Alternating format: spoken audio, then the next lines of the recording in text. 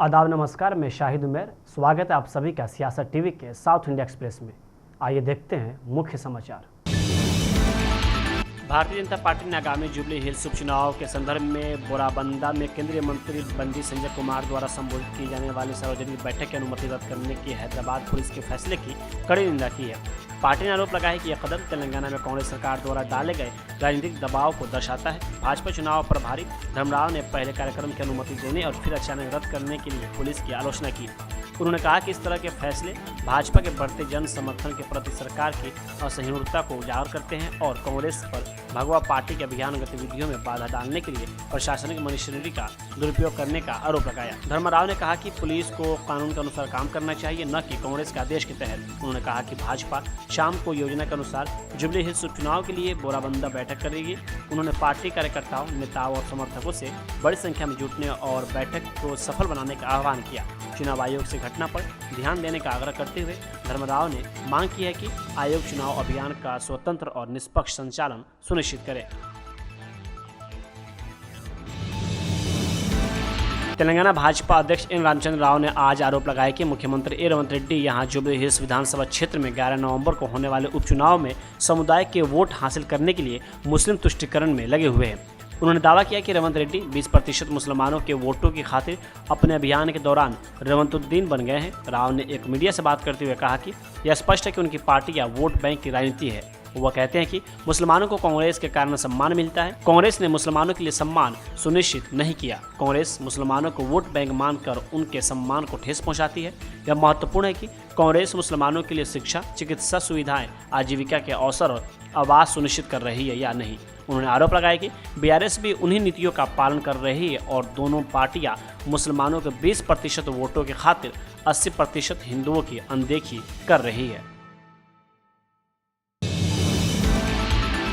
हैदराबाद के jubilee hills bypoll election को लेकर केंद्रीय मंत्री जी किशन रेड्डी ने कांग्रेस और एमआईएम पर निशाना साधा है। उन्होंने कांग्रेस को अड़े हाथों लेते हुए एमआईएम पे टिप्पणी की और कहा कि कांग्रेस पार्टी ने खुद को एमआईएम को बेच दिया है। आगे उन्होंने कहा कि पहले से ही एमआईएम हैदराबाद में हंगामा और सांप्रदायिक झड़पें करा रही है। एमआईएम केवल एक परिवार की पार्टी है और केवल ओवैसी के परिवार के कल्याण के लिए काम करती है। जो तेलंगाना के जुबली हिल्स विधानसभा का उपचुनाव में भाषण देते हुए वो बताए, मुस्लिम का इज्जत कांग्रेस पार्टी है, कांग्रेस पार्टी नहीं तो मुस्लिम का इज्जत नहीं है। ये मुस्लिम को अपमान कर रहे, मुस्लिम की इज्जत दे रहे, समझ में नहीं आता। कांग्रेस पार्टी पहले से ही हिंदू मुस्लिम के नाम पर डिवाइड करके आजाद से लेकर आज तक राजनीति करते हैं।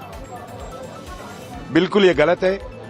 कांग्रेस नहीं है तो भी मुस्लिम की इज्जत है, सिर्फ कांग्रेस के कारण मुस्लिम का इज्जत नहीं है।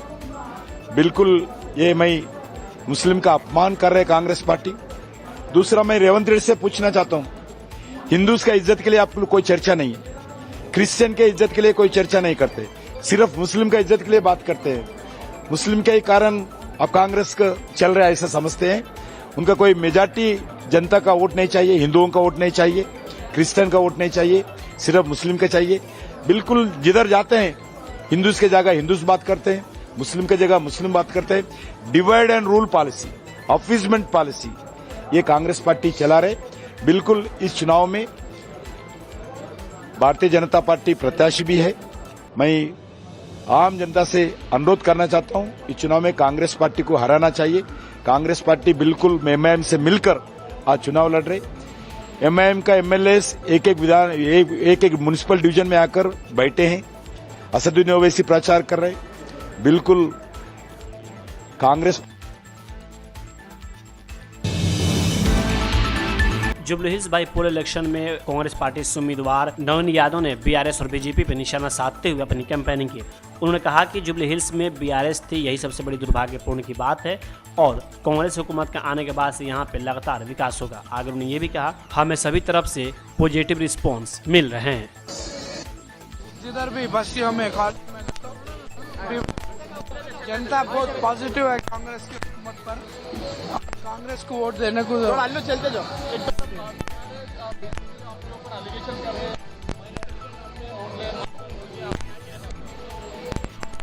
कुछ भी नहीं, हर मजहब को लेके चलने वाली party Congress. Secular party BJP वही बात करते रहते। अगर यहाँ का जनता तो डेवलपमेंट के रूप में secular party ruling government Congress है, तो उस हिसाब से यहाँ की पब्लिक कांग्रेस पार्टी हर को लेके चलने वाली पार्टी है, ऐसा कोई एक माइनॉरिटी बल के नहीं।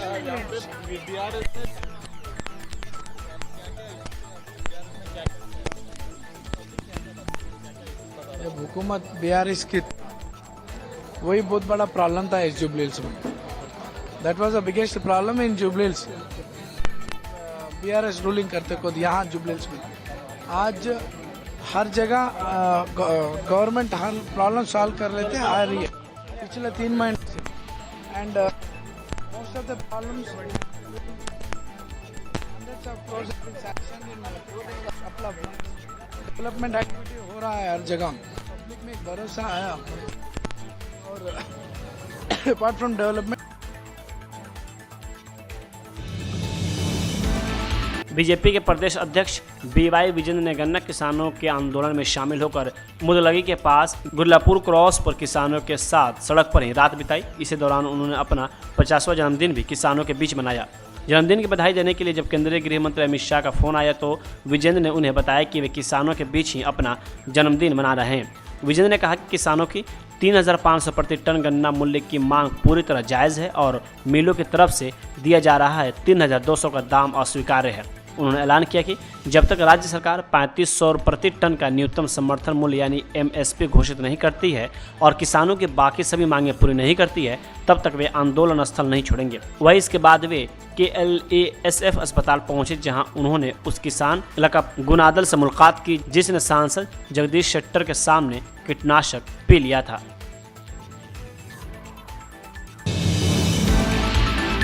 कथित तौर पर राज्य में गन्ना किसानों द्वारा अपनी उपज के लिए अधिक कीमत की मांग को लेकर विरोध प्रदर्शन करने पर कर्नाटक के CM सिद्धरामैया ने कहा कि हमने कैबिनेट में 19 मुद्दों पर चर्चा की। इसके साथ ही बेलगाम में गन्ना उत्पादकों के विरोध प्रदर्शन पर भी लंबी चर्चा हुई। HK पाटिल और MB पाटिल ने किसानों से बात की है। हमारी सरकार किसानों के पक्ष में है। सतीश जौहरकली ने किसानों की समस्याओं पर चर्चा करने के लिए DC और SP को भेजा है। निर्धारित दर मूल्य केंद्र सरकार द्वारा निर्धारित किया जाता है, राज्य ही इसे लागू करता है। केंद्र सरकार हमारे राज्य के किसानों के साथ छलावा कर रही है। आगे उन्होंने कहा कि कल प्रदेश की सभी चीनी मिलों के साथ चर्चा की जाएंगी। हमने कल दोपहर 1 बजे किसान नेताओं की बैठक भी बुलाई है। मैं कल प्रधानमंत्री मोदी से मिलने की अनुमति मांगने के लिए लिख रहा हूं। अगर वह अनुमति देंगे तो मैं तुरंत प्रधानमंत्री के पास जाऊंगा और उन्हें किसानों के विरोध और उनकी समस्याओं से अवगत कराऊंगा। किसानों ने 3,500 रुपये समर्थन मूल्य की मांग की है।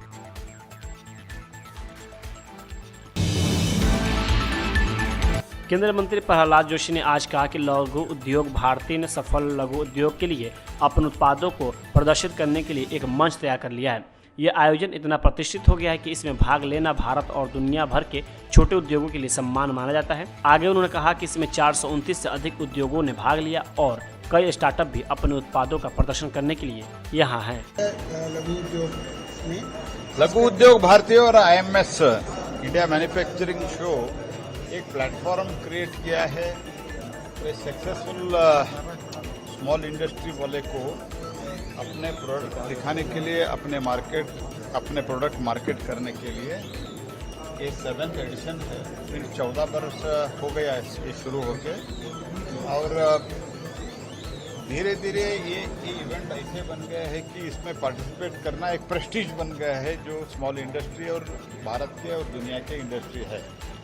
And I am very proud of that because ये जो चैप्टर है लघु उद्योग भारती का और IMS का, that is Karnataka chapter is doing so well. I am very happy about it. I congratulate them and more than 400 industries, various 429 industries, that is what I am being told, have participated.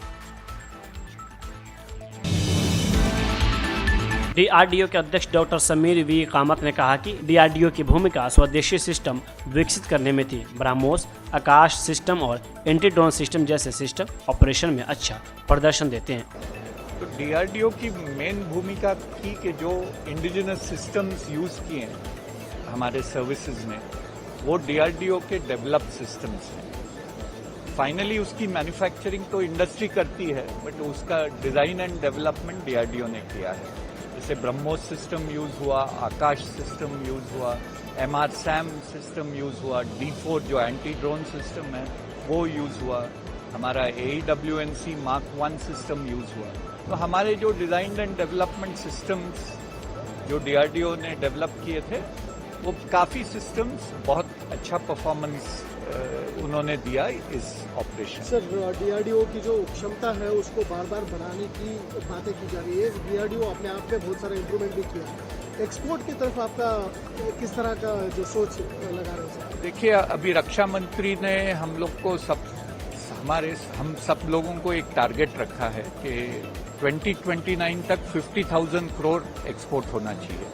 अब पिछले साल हम लोगों ने 23,000 करोड़ का export किया था।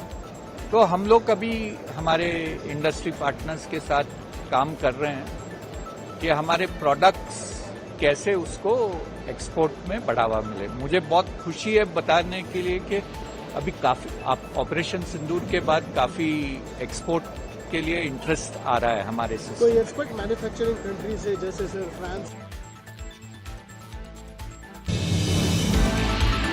तमिलनाडु के मुख्यमंत्री एम के स्टालिन ने कहा कि हरियाणा में वोट चोरी को लेकर कांग्रेस नेता राहुल गांधी द्वारा पेश किए गए सबूत चौंकाने वाले हैं। उन्होंने दावा किया कि जनता के लोकतांत्रिक फैसले को चुराकर भारतीय जनता पार्टी बेनकाब हो गई है। मुख्यमंत्री ने कहा कि बार बार फिर भाजपा की चुनावी जीत की सत्यता पर बड़ा संदेह पैदा हो गया है और हरियाणा में वोट चोरी के संबंध में गांधी द्वारा पेश किए गए पुख्ता सबूत चौंकाने वाले हैं। स्टालिन ने एक्स पर एक पोस्ट में कहा, भाजपा 2014 में नफरत भड़काकर और झूठे वादे करके सत्ता में आई थी। अब सभी चुनावी कदाचारों को पार करते हुए उन्होंने मतदाता सूची को भी नहीं छोड़ा और लोगों के लोकतांत्रिक फैसले को भी चुरा लिया। भाजपा आज बेनकाब हो गई है। उन्होंने कहा, इस चोरी का अगला चरण विशेष गहन पुनरीक्षण की आड़ में लोगों के मताधिकार को छीनने की साजिश है और बिहार तथा आज हरियाणा पर जारी सबूत इसका प्रमाण है।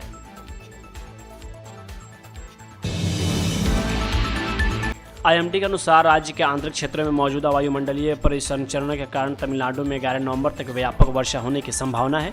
चेन्नई स्थित क्षेत्रीय मौसम विज्ञान केंद्र ने अपने न्यूनतम पूर्वानुमान में कहा कि मध्य और पश्चिमी तमिलनाडु के कई जिलों में अगले कुछ महीनों में मध्यम से बारिश होने की संभावना है। मौसम वैज्ञानिकों ने कहा कि ऊपरी हवा में बना चक्रवाती परिसंचरण बंगाल की खाड़ी से नमी खींच रहा है, जिसके परिणाम स्वरूप राज्य के बड़े हिस्सों में बार बार बारिश हो रही है। वहीं आज के लिए IMD ने अरियालूर, पेरम्बलूर, तिरुचिरापल्ली, कल्लाकुरिची और तिरुवन्नमलाई में अलग अलग स्थानों पर भारी वर्षा का अनुमान लगाया गया है। पश्चिमी जिलों सलेम, धर्मपुरी, कृष्णगिरी और तिरुपत्तूर में भी ऐसी ही स्थिति रहने की संभावना जताई गई है, जहां गरज और बिजली गिरने की संभावना है। विभाग ने चेतावनी दी है कि कुछ इलाकों में थोड़े समय के लिए लेकिन तेज बारिश हो सकती है, जिससे निचले इलाके में पानी जमा हो सकता है। हरियाणा चुनाव में वोट में धांधली के लोकसभा नेता राहुल गांधी के दावों पर समाजवादी पार्टी के नेता अबू आसिम आजमी ने कहा कि राहुल गांधी हर दिन कुछ न कुछ दिखा रहे हैं और दिखा रहे हैं कि कैसे फर्जी वोटिंग हो रही है, लेकिन चुनाव आयोग या सरकार उन्हें गंभीरता से नहीं ले रही है। अगर वे सत्ता में है तो क्या वे अपनी शक्ति का दुरुपयोग करेंगे? देश के सभी विपक्षी दलों को एक साथ आना चाहिए और इसके खिलाफ खड़ा होना चाहिए। नहीं, मैं देख रहा हूँ रोजाना कुछ न कुछ राहुल गांधी जी दिखा रहे हैं और बता रहे हैं कि बोगस वोटिंग हो रही है, गलत लोग वोट कर रहे हैं, परंतु मैं देख रहा हूँ कि इलेक्शन कमीशन या सरकार उसके ऊपर कुछ सीरियसली नहीं ले रही है। मतलब क्या, अगर सत्ता हाथ में है तो सत्ता का मजाक बना लेना, जो मर्जी करना, मैं समझता हूँ कि ये सारे देश के जितने भी विरोधी दल हैं, अपोजिशन लोग हैं, उन सबको इकट्ठा होकर के ना इसका सख्ती के साथ मुकाबला करना चाहिए और ये चीज़ बंद होना चाहिए।